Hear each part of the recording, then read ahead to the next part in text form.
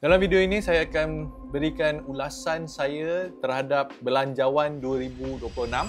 Dan Belanjawan 2026 bagi mereka yang mungkin tak ambil tahu adalah satu rancangan tahunan yang akan highlight jangkaan pendapatan dan perbelanjaan Kerajaan Malaysia untuk tahun hadapan.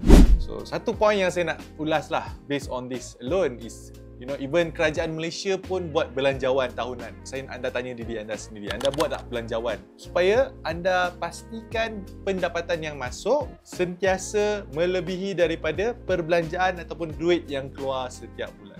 So, di sini peruntukan keseluruhan adalah sebanyak 470 bilion, iaitu meningkat dari tahun 2025 sebanyak 452 bilion. Untuk video kali ini saya nak fokus kepada 5 points yang beri kesan kepada duit poket anda masing-masing. So, kalau anda nak tahu, tengok video ini sampai habis.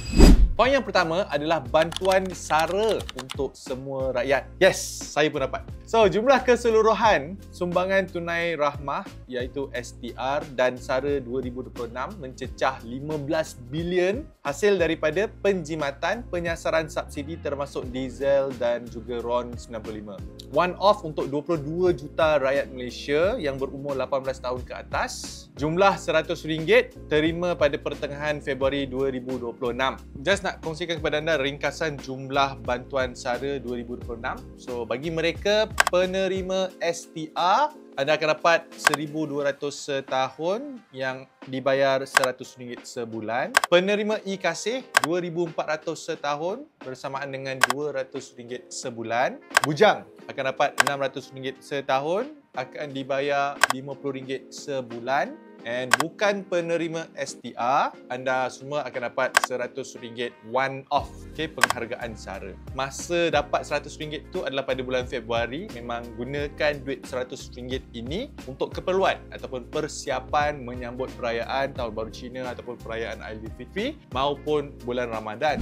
Kat sini saya nak tekankan satu benda yang sangat-sangat penting. Dapat duit ekstra ini bukan bermaksud untuk belanja benda-benda yang tak perlu. Let's say lah, anda dah ada baju raya. Just because anda dapat ekstra RM100, anda pun rasa nak beli baju raya yang baru. Bagi saya ini adalah satu bentuk pembaziran. Extra money doesn't mean extra expenses. So, duit ekstra ini gunakan untuk beli barang-barang keperluan. Let's say lah, anda ada duit ekstra, duit sendiri, masukkan dalam simpanan rather than spending it out. Macam saya sendiri, kalau saya dapat income ekstra, saya tak spend duit itu. Sebab duit ekstra ini, saya masukkan dalam pelaburan ataupun simpanan. Sebab apa? Sebab I maintain my lifestyle. Apa-apa lebihan, simpan dan laburkan supaya boleh guna untuk masa depan nanti. Poin yang kedua daripada Belanjawan 2026 adalah RM1,000 tax relief untuk galak rakyat melancong dalam negara. Untuk perbelanjaan bayaran fee, kemasukan ke Pusat Pelancongan Tempatan dan program kebudayaan, lebih 700 juta telah disediakan untuk merancakkan sektor pelancongan. So, rakyat kena ambil peluang, nikmati hasil penambahbaikan ini, bukan orang luar sahaja. Kat sini saya nak tekankan benda yang sangat-sangat penting. Jangan sesekali buat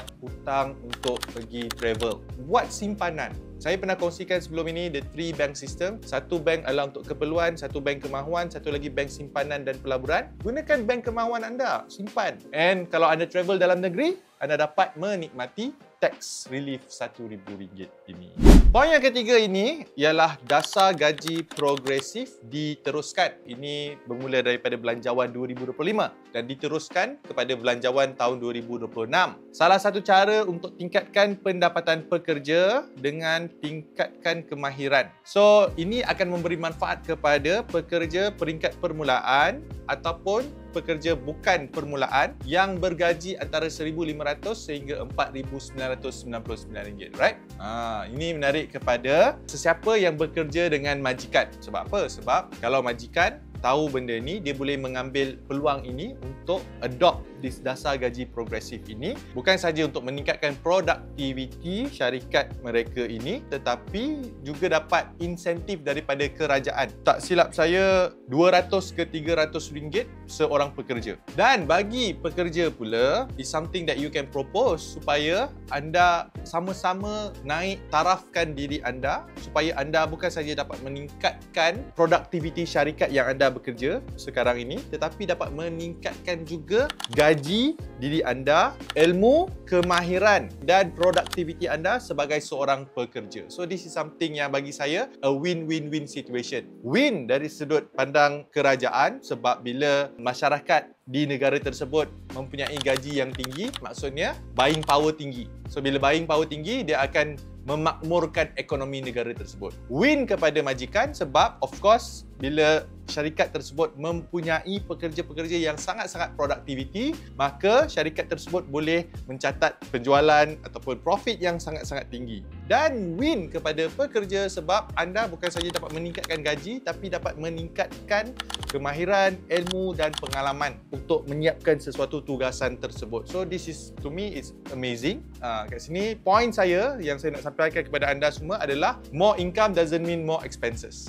Apabila gaji anda meningkat, jangan tingkatkan perbelanjaan anda selari dengan peningkatan gaji. Let's say gaji anda naik setiap tahun naik 3%, naik 5%. Janganlah perbelanjaan pun naik 5%. Kalau nak naik pun at least naik 1% ke 2% ataupun tak naik lagi bagus. So that anda sentiasa akan ada duit lebihan setiap bulan untuk simpanan dan pelaburan. Dalam keadaan ringgit yang mengukuh, kos sara hidup yang meningkat dan isu simpanan yang tak berkesudahan, ini bermakna dah tak ada alasan untuk anda tak belajar buat extra income melalui pelaburan. Sertai kelas unit trust percuma saya pada hari Sabtu ini. Klik link dalam ruangan description sekarang. Poin yang keempat adalah bantuan persekolahan RM150 di sekolah.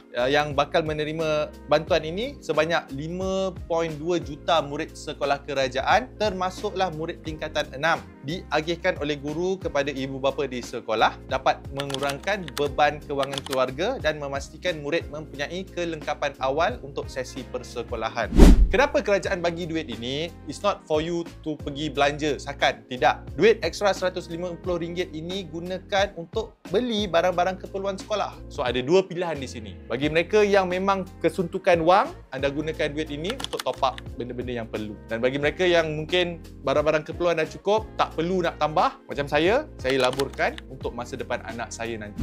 And last but not least, had kelayakan maksimum pembiayaan LPPSA dinaikkan sehingga 1 juta. Okay, bagi mereka yang tak tahu LPPSA itu apa, saya ada buat video khas tentang topik LPPSA ini. Anda boleh type saja Dr. Adam Zubair LPPSA dalam YouTube channel ini ataupun boleh klik kat sinilah.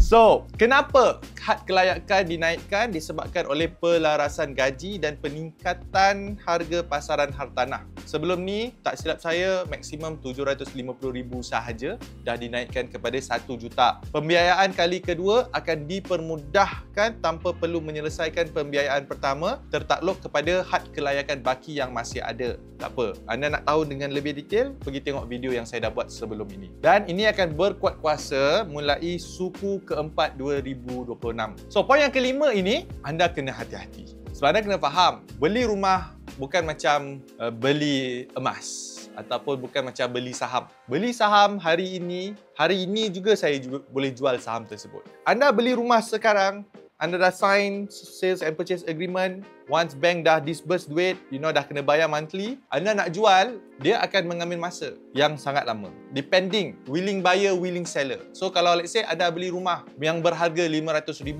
anda nak jual harga RM500,000. Tak semestinya ada orang nak beli harga RM500,000. So that's why it takes a long time dan prosesnya sangat panjang. It's a very, very costly investment or purchase. Ini nasihat saya personally, tambahkanlah ilmu terlebih dahulu. dahulu. Saya sendiri pun sebelum saya beli rumah pertama saya pada usia 31 tahun, saya dah mula belajar tentang pelaburan hartanah pada usia 28 tahun. Apakah perkara-perkara yang penting yang saya perlu tahu sebelum saya membeli sesebuah rumah supaya saya tak tersilap beli, terutamanya rumah pertama. Sebab kalau anda beli rumah pertama yang salah, habis gelap masa depan anda. Sebab apa? Sebab dia dah makan komitmen bayaran bulanan rumah tersebut, dah makan sebahagian besar daripada gaji anda, yang mana kalau anda nak beli rumah lain pun tak boleh, susah, nak beli kereta pun susah, nak kahwin pun susah, sebab dah ada rumah yang salah. Tapi kalau anda beli rumah pertama yang betul, at least anda ada income yang masuk. Okay? Sebab itu, poin ini, it's good news kepada kaki tangan kerajaan disebabkan oleh seperti apa yang saya cakap,